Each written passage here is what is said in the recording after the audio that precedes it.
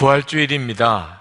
올해 부활주일은 특별한 마음의 감동이 있습니다. 하나님께서 무언가 우리 가운데 놀라운 일을 행하신 것 같은 느낌을 받습니다. 아마 그 일이 뭔지는 조금 더 지나봐야 알겠습니다만, 지난 고난주간의 특별 새벽기도회가 특별한 은혜가 있었습니다. 성금요일 십자가의 길, 또 성찬도 그랬고, 또 어제 우리 청장년 선교 연합회 남선교 회원들과 교회 대청소를 하는 모습, 여선교 회원들이 옆에서 음식으로 같이 섬기는 모습을 보면서도 감동을 받았습니다. 우리 장로님들이 남한산성에 전도도 가시고 산상기도 하시고, 그리고 오늘 새벽 예배, 부활절 새벽 예배 때 보니까 우리 어린 아이들 어젯밤에 교회에서 자면서 새벽 예배 워십을 준비하고,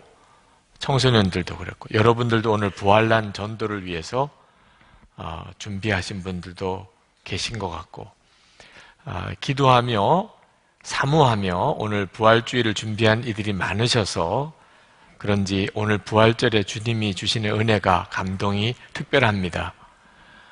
우리는 이렇게 부활주일을 사모하면서 기다렸지만 예수님이 부활하시는 그날은 제자들조차도 예수님의 부활을 사실상 믿지 않았었습니다. 제자들이 예수님의 부활에 대해서 들으면서도 좀처럼 믿으려고는 하지 않았습니다. 예수님을 실제로 만나보고, 그리고 그러고도 믿지 못한 자들도 있었다고 할 정도였어요. 이유는 예수님이 정말 하나님이시라는 것에 대해서 확신하지 못했기 때문에 그렇습니다. 예수님이 십자가에서 죽으시는 모습을 보고는 제자들은 하나님은 아니시구나, 그렇게 마음을 접은 것 같아요. 예수님이 부활하셨다고 소식을 듣고도 믿어지지 않는 이유가 하나님이 아니신 분인데 그거 어떻게 살아났을까 하는 생각을 하는 거죠. 여러분, 제가 죽었다가 장례를 치르고 무덤에 다 묻었는데 며칠 뒤에 제가 부활했다, 누가 그러면 믿겠습니까? 안 믿는 게 정상적이고 안 믿어야 하지요. 그죠? 제자들에게 있어서 예수님은 거의 그와 같았던 거예요. 아주 좋은 선생님이셨을 뿐이지 하나님이라고는 믿어지지 않았던 겁니다. 도마 같은 제자는 다들 예수님을 만났다고 하는데도 그는 믿지 못하겠다고 그랬어요. 내가 예수님 부활하셨다는 그분을 만나서 진짜 손, 발에 못자국과 옆구리에 창자국에 내 손가락을 넣어보지 않고는 내가 믿지 못하겠다고 그랬던 도마에게 예수님이 나타나셔서 내 못자국과 창자국을 만져보라 라고 하고 난 다음에 도마가 고백하기를 나의 주님이시니이다, 나의 하나님이시니이다, 이렇게 고백을 했습니다. 그제서야 예수님이 하나님이라는 사실을 믿었다, 그런 뜻이죠. 자, 우리는 다 예수님이 하나님이신 것을 믿는 사람들입니다. 그러니 우리들에게 있어서 부활절은 그렇게 놀랄 만한 절기는 아니에요. 오늘 여러분들이 심히 충격을 받으시고 이런 분 없으시잖아요. 그죠? 하나님이신데 아무것도 없는 가운데서 천지를 창조하신 그 하나님이 죽음에서 부활하셨다는 게 뭐가 우리에게는 특별할 것이 있겠어요?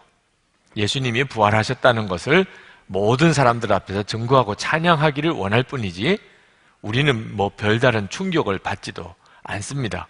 세상 사람들이야 예수님이 하나님인 걸 믿지 않으니까 부활절에 대해서 별 관심도 없고 말입니다.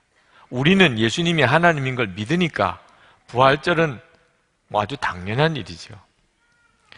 자, 우리는 그렇게 오늘 예수님의 부활절을 기념하고 하나님께 예배를 드리지만 문제는 너무 우리에게 부활절의 감격과 감동이 없다는 데 또 문제가 있습니다.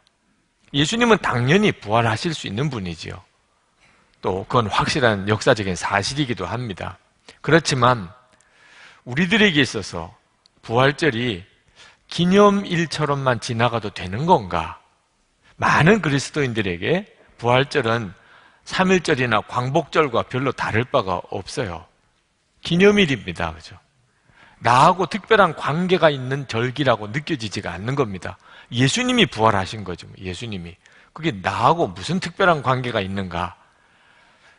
그래서 부활절을 지내지만 그저 기념일 정도쯤으로 지내는 이들이 많습니다. 이유가 있습니다. 이 부활절에 담겨있는 놀라운 비밀을 한 가지 알지 못하기 때문에 그렇습니다.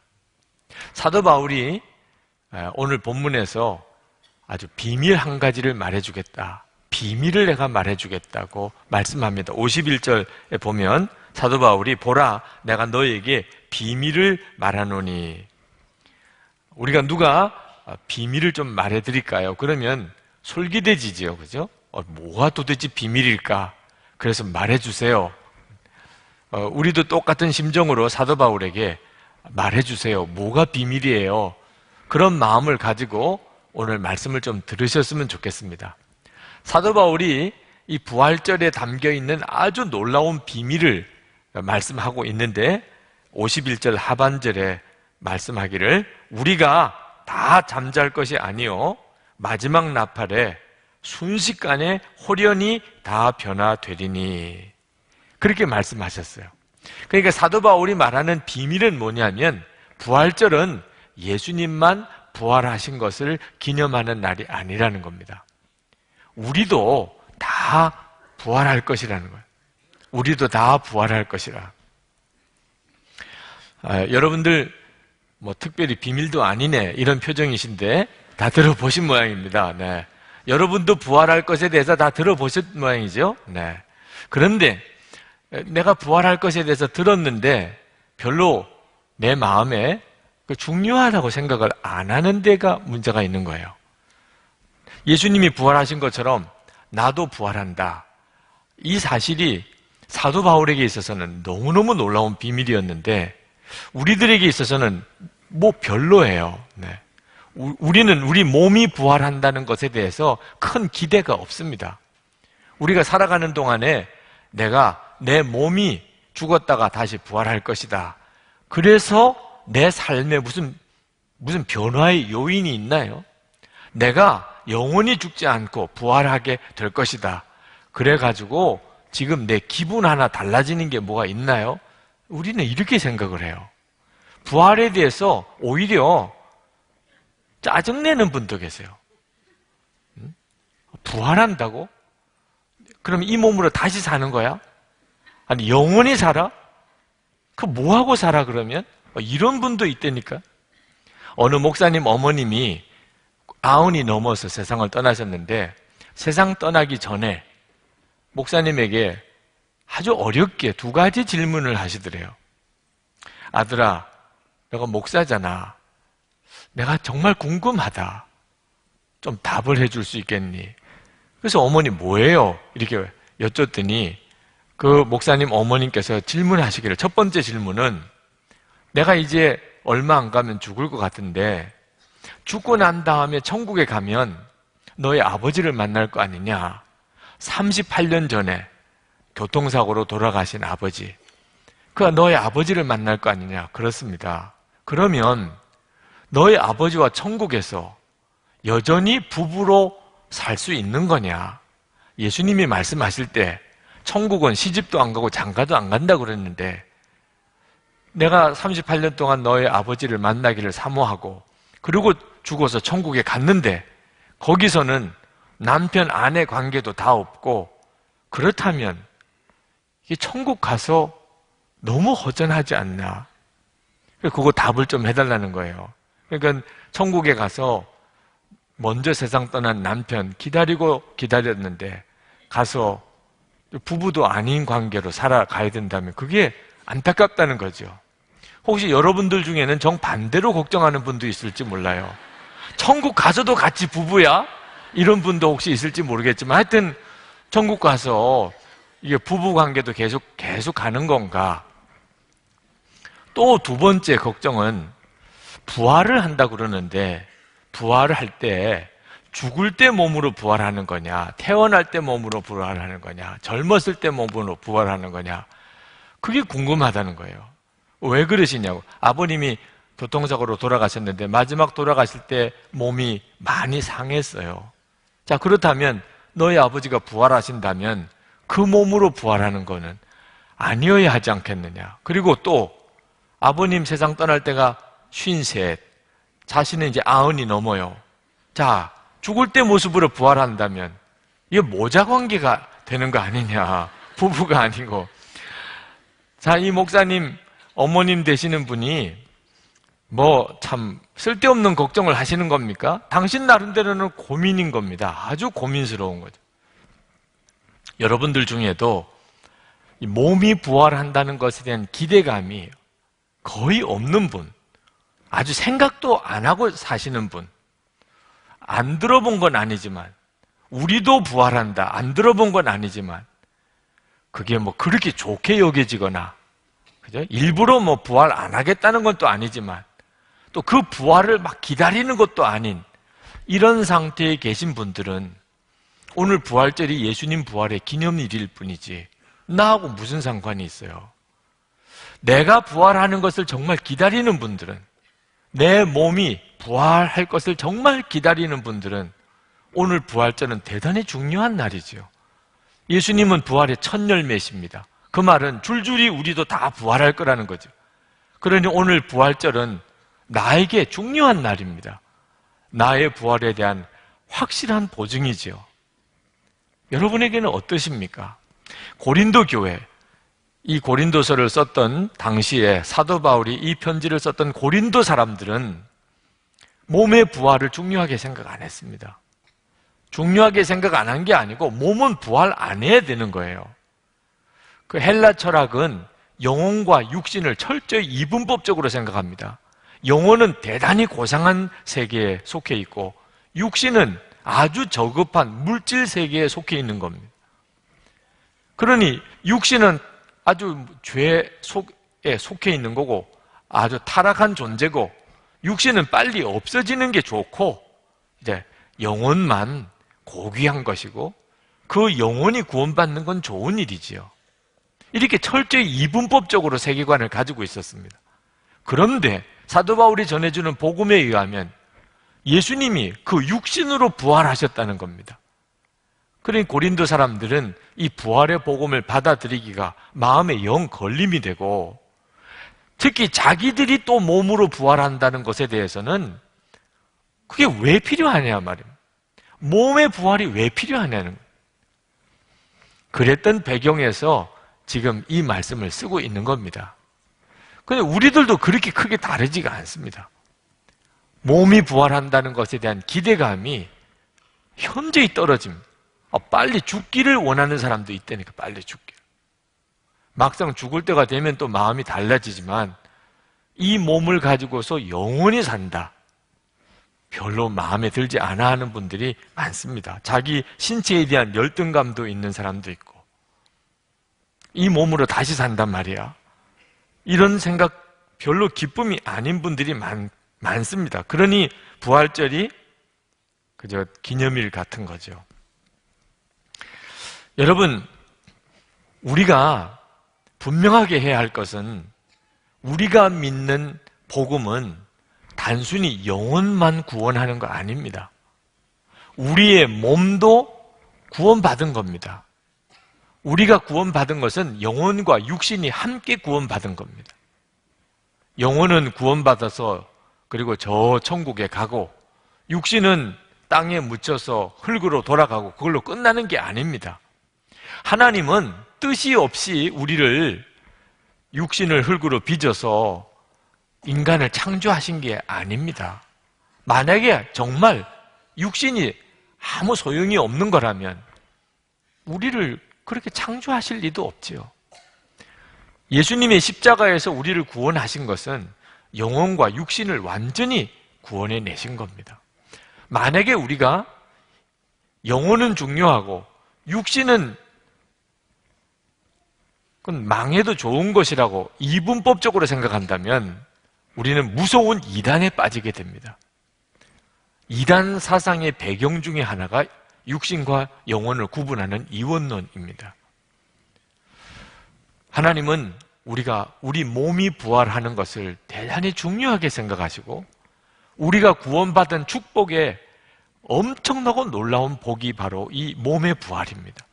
그래 몸의 부활에 대한 축복을 알아야 부활절은 놀라운 날입니다. 그리고 가슴 떨리는 날이죠. 오해하지 말 것은 몸이 부활한다는 것을 죽은 사람이 다시 사는 것, 그리고 영원히 죽지 않는 것으로만 이해하면 안 된다는 겁니다. 많은 사람이 육신의 부활을 그렇게 생각합니다.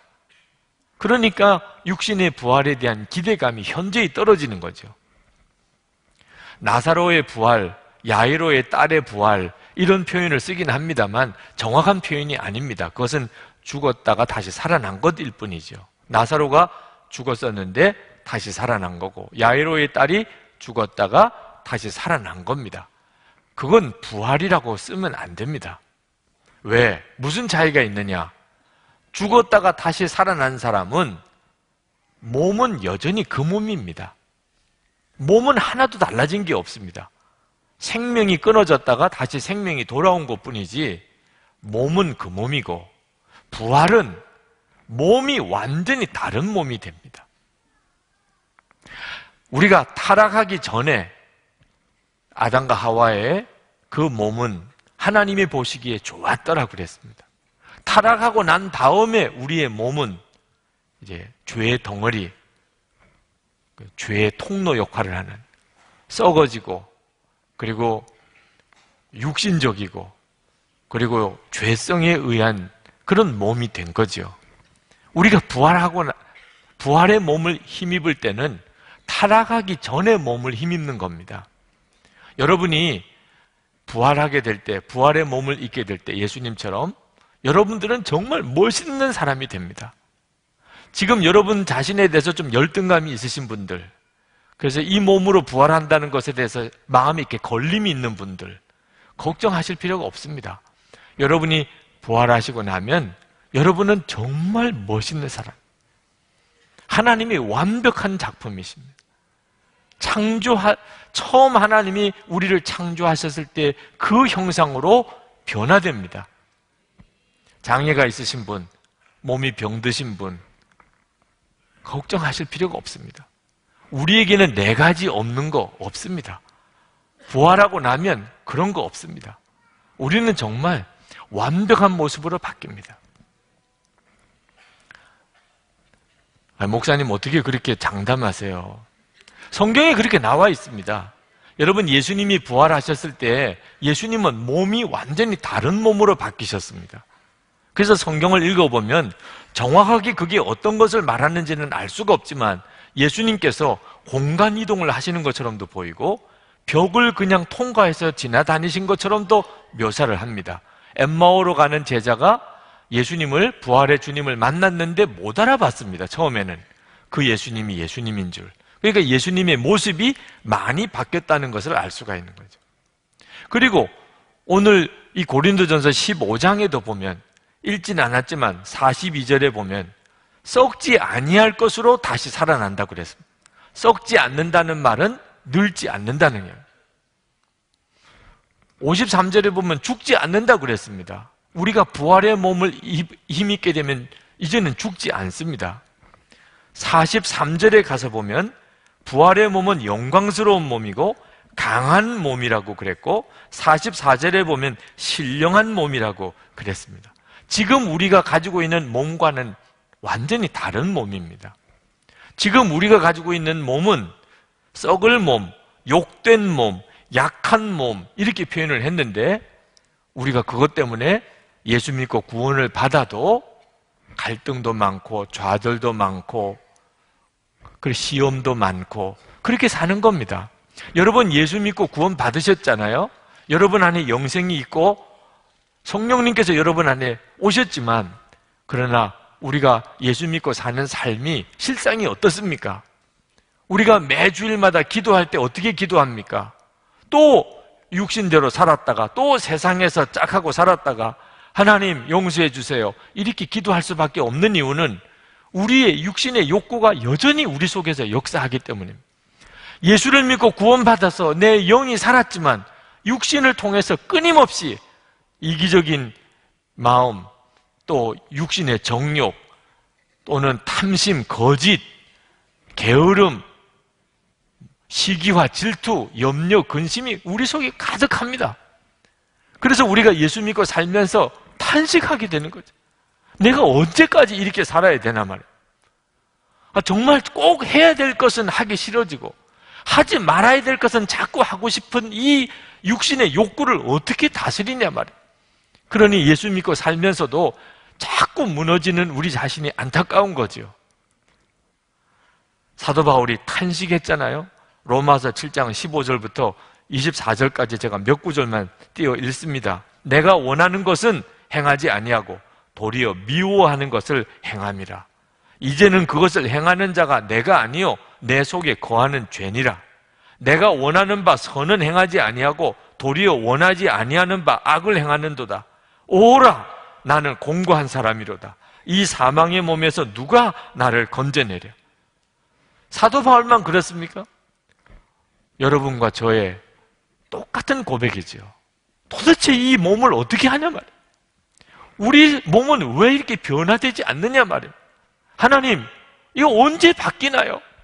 내 몸은 언제쯤이면 이 죄에 대한 욕구가 없어지고 하나님을 기쁘시게 하는 마음으로만 충만할 수 있을까요? 여러분, 위선자 목사의 고통을 아십니까? 제가 그랬습니다. 설교하고 목사로서 사역은 하지만 제 속에 있는 이 육신의 욕구는 어떻게 해야 되냐 말입니다. 도무지 설교할 자신이 없어서 하나님께, 하나님이 저를 인정하지 않으시고 그리고 하나님이 저에게 가능성이 없다고 보시면 저를 이 강단에서 내려오게 해달라. 설교를 준비하면서도 그것이 저에게 있어서는 가장 고통스러운 일이었단 말입니다. 어떻게 하면 이 몸이 바뀔 수 있죠? 어떻게 하면 내 속에 역사하는 이 죄가 다 사라질 수 있을까요? 이 갈망이 무슨 갈망입니까? 부활의 몸을 입고자 하는 갈망이에요. 부활의 몸을 입고자 하는 것. 로마서 8장 23절에 그뿐 아니라 또한 우리 곧 성령의 처음 익은 열매를 받은 우리까지도 속으로 탄식하여 양자 될 것, 곧 우리 몸의 속량을 기다리느니라.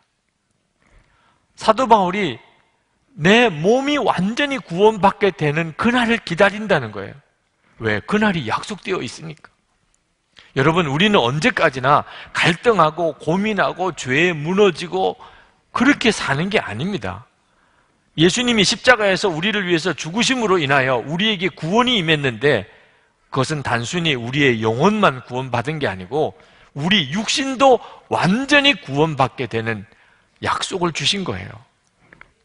그것이 바로 우리가 몸의 구속, 부활의 몸입니다. 그것은 단순히 우리 몸이 아름다워진다는 뜻만 아닙니다.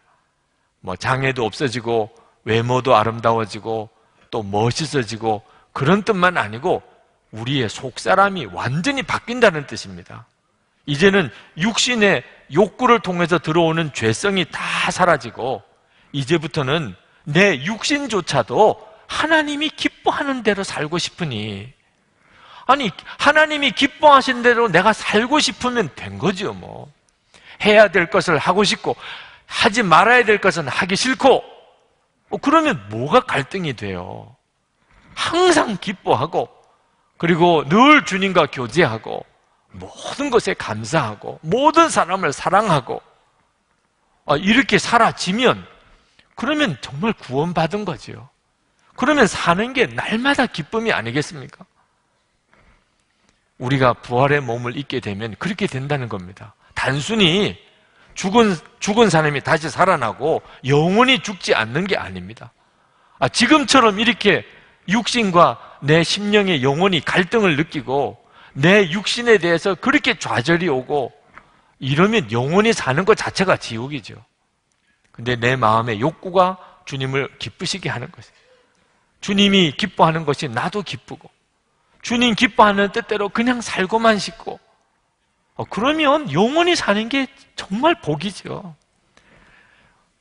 이런 부활의 축복이 우리에게 약속되어졌어요. 이것이 진정한 성화입니다. 완전한 성화예요. 그런데 그게 언제 이루어집니까? 도대체 그런 역사가 언제 일어나지요?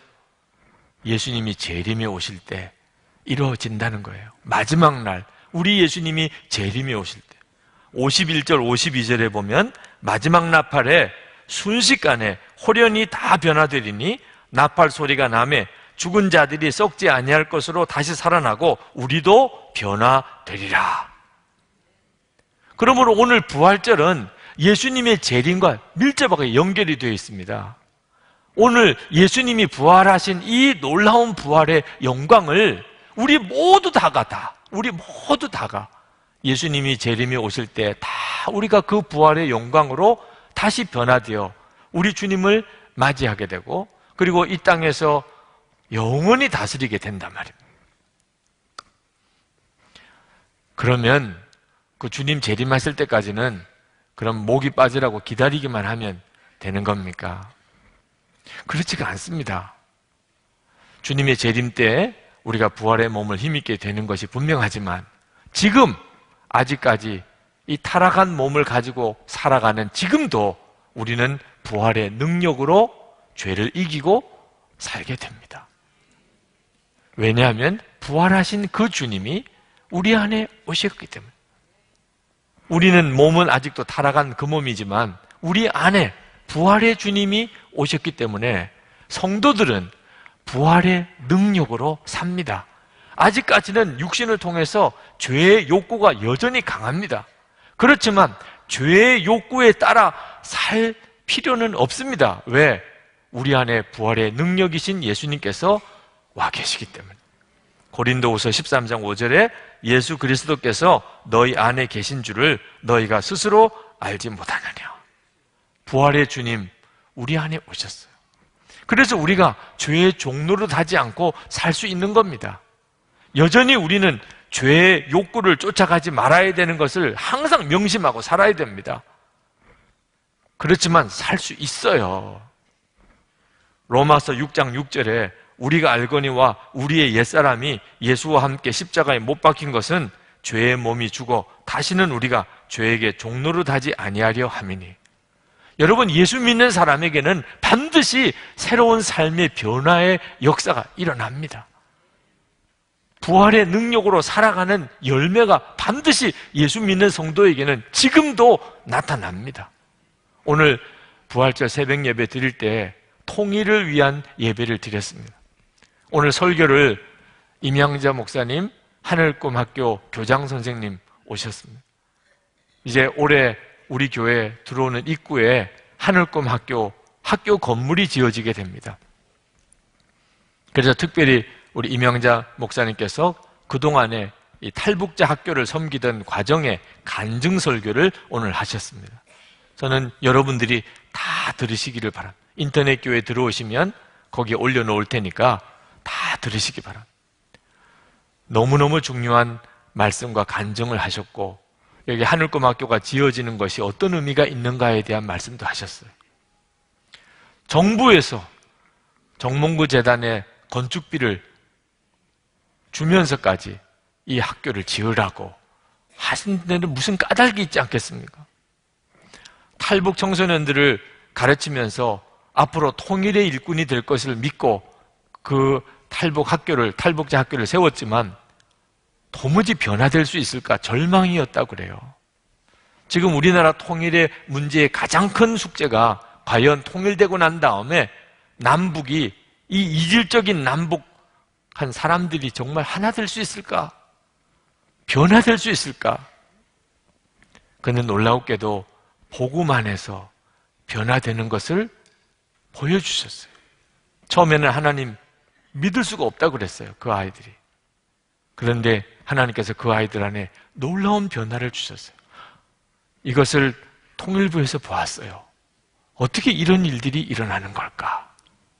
오늘 임양자 목사님께서 설교 중에 하셨던 내용 중에 일부만 여러분에게 잠깐 들려드리겠습니다.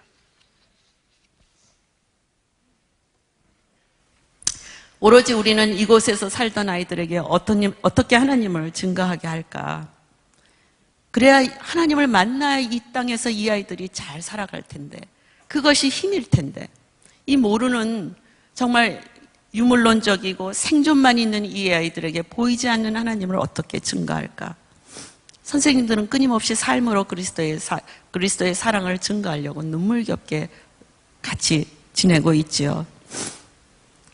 이것이 우리의 그렇지만 여전한 숙제였습니다. 초기에는 이제 신도에 아이들을 가둬놓고 박보영 목사님 모시고 은사 집회도 하고 학교에 수시로 박보영 목사님 모셔다가 예배도 드리고 기도회도 하고 했어요. 근데 얘네들의 그 반응은 그 보이지 않는 하나님 어떻게 믿어요? 이렇게 나오고, 정말 사랑의 하나님이라면 북한이 그렇게 됩니까? 오히려 아주 냉담했습니다. 그때 이후로부터 한 8년간 저희 DTS로 계속 섬겨주셨습니다. 이 과정에서 아이들이 자기의 속내를 드러내고, 속내를 드러낼 줄 모르는 아이들이 이제 속내를 드러나면서 치유가 일어나고, 또 그 다음에 저희가 여름에 영어 통일 캠프를 하고 수없이 끊임없이 듣든 안 듣든 예배와 큐티와 말씀으로 성경 암송시키고 끊임없이 반복을 했습니다. 이게 될까? 그저 무조건 주만 바라보면서. 근데 이 아이들이 드디어 그 닫혔던 눈이 열리고 닫혔던 귀가 열리고 마음이 열리고, 북한은 선한 양심마저 다 가리웠거든요. 열렸습니다. 그래서 DTS 동안에 이 아이들이 방언을 받아서 펄쩍펄쩍 뛰기도 해서 목사님 저 방언 받았어요. 어떻게 해야 돼요? 막 기도하면서 계속 기도해라, 이런 것도 있고, 또 환상 가운데 주님의 말씀을 전하라는 비전을 받은 남학생이 있어요. 난 남학생이 변화됐다는 게 너무 좋아요. 북한의 남성들은 끄떡을 하질 않거든요. 십자가 앞에서 자기의 상처를 치유해달라고 울면서 매달리는 아이. 그 다음에 이제는 더 이상 선생님들에게 두렵다, 외롭다, 누구 보고 싶다, 걱정된다, 엄마가 교화소에 있는데 어떻게 내가 공부하냐, 돈 벌러 가야 되겠다, 이런 거 하지 아니하고 기도할 줄 알게 되었습니다. 요즘 우리 아이들 새벽 기도 다닙니다. 그래서 새벽 기도를 하루라도 빠지는 애가 있으면 막 속상해할 정도로, 나는 너무너무 놀랍고 잘 믿어지지가 않아요. 우리 애들이 이렇게 변할 수가 있다니. 그래서 정말 공부도 너무 열심히 합니다. 공부도 3시간, 4시간 자고 새벽 기도 가고 학교에서 하루 종일 공부하고 방과 후에 남아서 또 공부하고 이렇게 열심히 공부해요.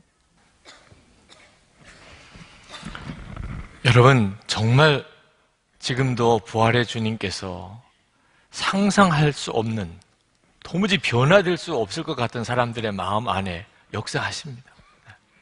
그래서 부활의 능력으로 함께 하셔서 우리가 육신과 죄의 종노릇 하지 않고 구원의 삶을 살도록 만들어주세요. 이 일이 북한 탈북자 아이들, 그 아이들을 통해서 하나님이 보여주셨던 거죠. 그래서 지금 학교가 지어지게 됩니다. 공사가 이제 곧 들어가게 됩니다. 여러분에게 책을 하나 소개시켜 드리겠는데, 하늘꿈학교 아이들, 우리의 소원은 통일이란 책입니다. 하늘꿈학교 이야기예요. 우리 교우들은 다 읽으셨으면 좋겠어요. 왜 이 학교가 여기에 지어져야 되는지를 아마 아시게 될 겁니다. 그리고 하나님은 놀라운 일을 지금 하고 계시고, 그리고 북한의 통일을 준비시키고 계신 걸 알게 되실 겁니다. 이 책은 사시는 것 그대로 건축비로 들어갑니다. 우리 교우들이 이 일을 위해서 건축 헌금하는 일이기도 하죠. 많은 분들에게도 소개를 해주세요. 여러분, 믿으셔야 됩니다. 우리는 아직 타락한 이후의 몸을 여전히 가지고 있습니다. 그렇지만 우리 안에 부활의 주님이 부활의 능력으로 역사하고 계세요. 여러분, 우리 가운데 정말 주님이 함께 계시고, 그리고 우리를 도우시고, 우리를 육신에 끌려 살지 않게 하시고, 그리고 무엇보다도 우리가 완전히, 우리 몸도 완전히 변화되어서 이제는 마음으로부터 조금도 거리낌 없이 주님을 찬양하고 기뻐하고 감사하며 사랑하며 살게 해주십니다. 우리가 이 부활의 복음을 전하는 거예요. 사람들에게. 몰라요. 정말 그런 놀라운 은혜와 구원이 있는 줄. 우리 관계가 완전히 다 바꿔지는 이런 축복을 하나님이 약속하신 줄 모르는 이들이 많고, 지금부터라도 부활의 능력으로 우리가 살 수 있음을 모르는 이들이 많습니다. 여러분들이 먼저 그 부활의 능력으로 살아야 합니다. 그리고 부활의 몸을 주실 그날을 사모해야 합니다. 주님의 재림을 위해서 기도하시나요? 그 주님의 재림 때에 무슨 일이 내게 일어날지를 모르니까 주님의 재림에 대한 기도도 없는 거죠. 하나님께서는 저에게 이 일에 대한 분명한 사명을 지난 고난주간에 주셨습니다. 기도하라는 거예요. 선한목자교회가 해야 될 중요한 일이 있는데 우리가 하지 못하고 있는 것을 지적하시고 깨우쳐 주셨어요. 부활의 능력이 세계 전 열방에, 우리 민족에, 한국 교회에, 모든 성도들에게 나타나기를 위해서 기도하라. 주님의 재림을 위하여 준비하는 기도를 하라. 이 예배당을 하나님이 허락하신 뜻이 그 일을 위해서 하게 하십니다. 여기에 많은 성도들이 모이게 하시는 뜻이 기도를 하게 하심인데 왜 그렇지 못하느냐에 대해서 저에게 책망하시고 말씀하셨어요. 우리 교회 부목사님을 계시다가 담임 목사님으로 가신 임재용 목사님께서 지난 화요일에 오셔서 설교하시다가 아직까지도 새벽기도회를 6층에서 하고 있느냐, 이 본당에서 왜 새벽기도를 못하느냐, 이런 속 뒤집어지는 이야기를 했어요. 네. 우리가 뭘 안 하고 싶어서 안 하나요? 6층에 모일 만큼만 오니까 6층에서 하는 거죠. 마음은 정말 간절하지만 이것이 이 예배당을 지어주신 하나님 앞에 우리가 크게 잘못하고 있는 것이구나. 임재식 목사님이 지난 금요일 날 오셔서 또 설교하시면서 선한목자교회에는 중보기도의 사명이 있다는 거예요.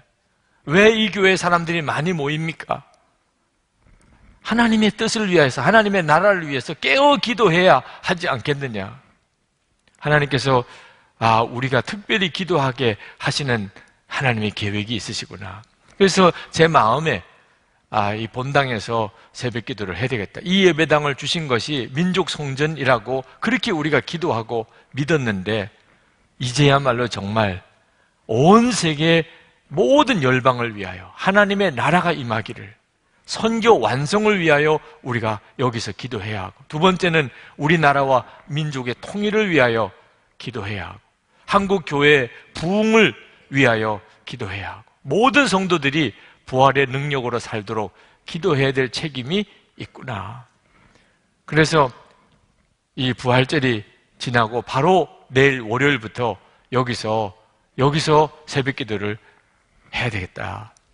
주일에 모든 성도들에게 중보의 기도를 하러 오라고 초청을 해야 되겠다. 그런 마음이 들었어요.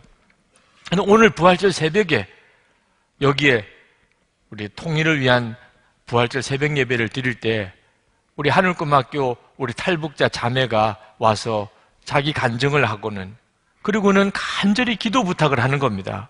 그 자매의 표현대로 교회와 믿는 자들이 이 땅의 죄악을 대적하여 깨어 기도하게 하소서. 탈북자들의 기도예요. 교회와 믿는 자들이 이 땅의 죄악을, 자기들이 이 땅에 와보니까 너무 죄악이 심해요. 이 남한 땅이. 깨어 기도하게 하소서. 하나님께서 정말 돌이킬 수 없도록 기도하라고 하시는구나. 그런 마음이 들었습니다. 그런데 제 마음에 당장 내일부터 여기서 기도하겠습니다 하는 것이 너무 조급한 생각이구나. 아직 장로님들하고도 전혀 이야기를 안 했습니다. 그저 오늘 주일에 광고하고 당장 내일부터 여기서 기도에 들어가게 될 경우에 이것이 그저 마음만 급해서 하는 거지, 이 기도회를 계속 이끌어갈 수 있는 실제적인 준비가 없는 서두름이겠구나 하는 생각이 들었습니다. 어제 우리 장로님 산상기도 가셨다가 장로 회장님도 우리가 본당에서 새벽기도 해야 되지 않겠습니까? 그런 말씀을 하셨다고 그래서 깜짝 놀랐어요. 하나님이 같은 마음을 다 주고 계시구나. 그러나 한 달 동안의 준비기도 기간을 좀 가져야 되겠다는 생각이 들었습니다. 한 달 동안. 예수님이 부활하시고 성령이 임하시기까지 50일입니다. 예수님께서 제자들에게 예루살렘을 떠나지 말고 내게 들은 바 아버지의 약속하신 것을 먼저 기다리라. 그리고 40일 만에 승천하셨는데 열흘 뒤에 성령이 임하고 그 다음부터 복음이 전 세계로 전해지는 역사가 일어났듯이 하나님께서 이 놀라운 일, 정말 중요한 일을 하게 하실 때 반드시 준비 기도가 필요하고 우리가 성령의 역사를 철저하게 의지하고 이 기도회를 어떻게 이끌어 갈지에 대한 준비를 한 다음에 기도회를 이끌어 가야 될 것 같습니다. 그래서 여러분들에게 부탁합니다. 여러분들의 마음에도 그렇습니다. 이 선한 목자교회는 기도해야 될 사명이 있습니다. 여기에 성도들이 모인 것은 하나님이 기도를 하게 하시려고, 이 예배당을 주신 것도 기도할 예배 장소로 주신 것이라고 믿습니다. 그런 감동이 오시는 분들은 내일부터 오세요. 준비기도 한 달 동안 하는 기간 동안 마가다락방 120문도에게 허락하신 성령의 역사를 먼저 하나님이 부어주실 줄 믿습니다. 한 달까지 안 갈 수도 있겠죠. 더 이상 6층이 감당을 못하게 되면 아마 4월 중에 내려오게 될지도 모르겠습니다. 하여튼 분명한 것은 5월 첫날부터 여기서 새벽 기도를 하겠습니다. 하나님은 오늘 부활절이 그냥 기념일처럼 지나가기를 원치 않습니다.